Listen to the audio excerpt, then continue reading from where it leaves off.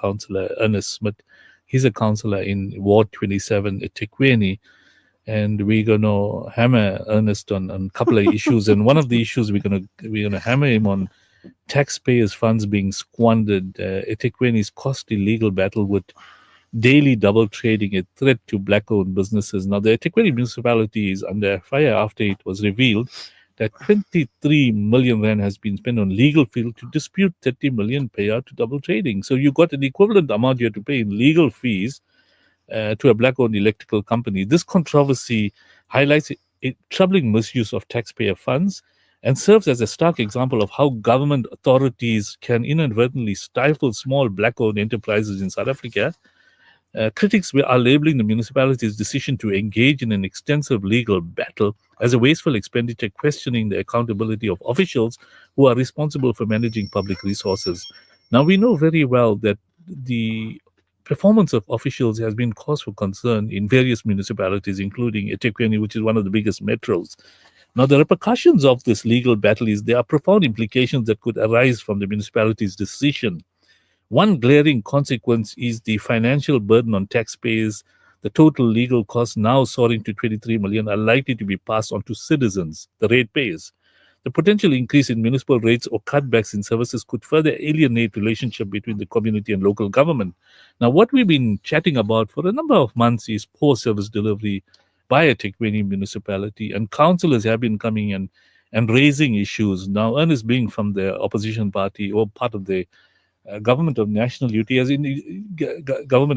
indicated that the municipality is not quite in that category yet, because they're in alliance with the ANC and the EFF, and those decisions are taken at that level. So the DA becomes an opposition of sorts. So we're growing and coming into local government elections 2026 soon, and we got to hold the municipality accountable. So I'd like to welcome Ernest. Assalamu alaikum wa rahmatullahi wa barakatuh. Welcome to News in Focus, Ernest. Wa alaikum salam. Jazakallah for having me on again, Yunus. I always enjoy coming to the station because we really do dive into these things. Yes. Now, because I know what's happening and I know the kind of monies that are being wasted, and we don't want to go into the deep side of inefficiencies in the municipality, but to spend 23 million to recover 30 million, that is really a huge problem, because it doesn't make financial sense. And I've got our economist Hassan seated here, and he's going to make a meal out of this thing, because Hassan says, to start off with, are we really getting value for money? So tell us exactly what has happened there, Ernest. Is the legal department really don't know what they're doing, or they're just being given a mandate by the city authorities to go and defend something that is a huge problem? Well, we need to look at things in a bit of context. Now, it's going to sound like I'm protecting the municipality here, but anybody doing anything will always go through the process of engaging legal representation to fight something. Now, the municipality doesn't consider that, they consider taking the legal route irregular or wasteful expenditure, considering that you're being taken to task legally or through the legal channels because of 1, 2, 3, whatever has arisen. Otherwise, every court case that the municipality has ever faced over the last 50 years would fall into the category of irregular expenditure. But I think the issue at hand is simply accountability for the contracts that we have in place, 1, 2, effective oversight over those contracts, and no interference. The reality of it is people have gotten contracts through, I would want to say the back door, but however they did it. And the issue is here that it's costing the municipality, because when you arbitrarily cancel something like that, especially before its expiration or the end of life of the contract, you open yourself up to litigation. And whether you're getting kickbacks or not, the point of it is that the person was appointed to do something, whether the issue was it was a bloated contract or not. And with that's what we've been speaking about over I think the last year or two, that a lot of these contracts that are with the municipality, and there's a lot of speculation, but in essence, how that would work is that you would have to, in essence, incentivize why you get this particular contract, and it's obviously through political connections and through the political backdoor to say, I'll put my paperwork in, and that's exactly what led to the Zandile Gumede saga, and why so many people are involved, because you cannot be stealing by yourself. There's always a chain of people involved, and that's where all of this litigation comes from. So the municipality will turn around and say, well, we have to defend ourselves, therefore it's not, that amount of money is not litigation, is not wasteful expenditure. But the money that the fees on top of it, the interest on the like, well, that's another can of worms by itself. And the legal department can be full of it, but the reality is they are problematic, but they, as I said, they do say that they have to defend themselves, and that's not a regular expense. Ernest, you've heard Hassan saying that you must reduce your labor levels, and we always called for looking at top management. Are they bloated? The performance of the city manager in terms of eThekwini, and if you analyze the staff costs and other associated costs, it's quite a significant sum. And people are employing their colleagues, and it's cadre deployment, and there's discrimination at all levels, and these are not being addressed.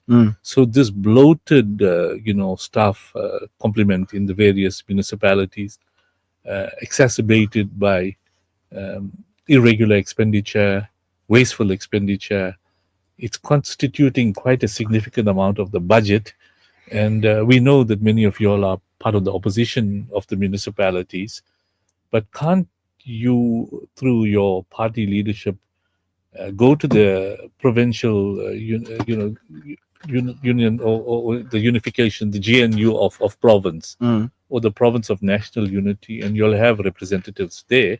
You have 2 MECs from the DA, and you've got 3 or 4 from IFP that can intervene, because I believe that the MEC for corporate governance has asked eThekwini to explain and surcharge, set an example, this 28 odd million or 23 odd million to those that were responsible for being negligent. Because my recollection of how the legal departments work is they consult with the legal department and the head of that department to find out, are the documents in place before they take the matter up. And in this case, it was basically a case that you're going to lose before you really fight it in court. So you're basically appointing advocates, like that.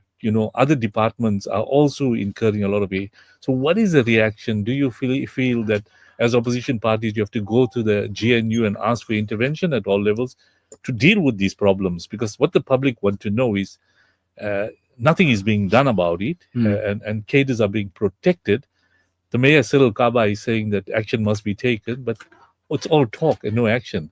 So from the inside where you are, what is the reaction? Are people serious about doing something about it, or is this a talk shop? I'll say one thing about the ANC. They can talk a lot, but when it comes to action, they stumble at the first rock that comes up or pebble. And they protect their appointments. Yeah, well, there we go. We have to look at this historically. All along, the ANC was in charge. And I'm gonna call a spade here, because blame must be placed. Just be careful, you've got an ANC MP outside. He's going to come in. No, and that's say, fine. That's fine. We'll give him a chance to chat. But the point we're getting at is the ratepayers are cut fall and they're up. No, and rightly so. I mean, you know what? At the end of the day, historically, there never used to be consultation. The GNU GPU is aimed at forcing collaboration between formerly oppositional parties and ideologies. The reality of it, and it's something, and to answer your question about going through to senior leadership, when we're having issues at a local level, and one must always remember the GNU is at a national level, GPU is at a provincial level. It has trickled down to a municipal level, and I say trickled because we at a local level, and I say municipal level, we haven't sat in one room with the other parties or the leadership and stuff. We have an understanding that our mother bodies are doing what they're doing. But we always have to look at the reality of it and say, okay, how long has this thing been going on for? How much money have we wasted? What timeframes have we looked at? The people on the ground are the ones that have to bear the cost of it.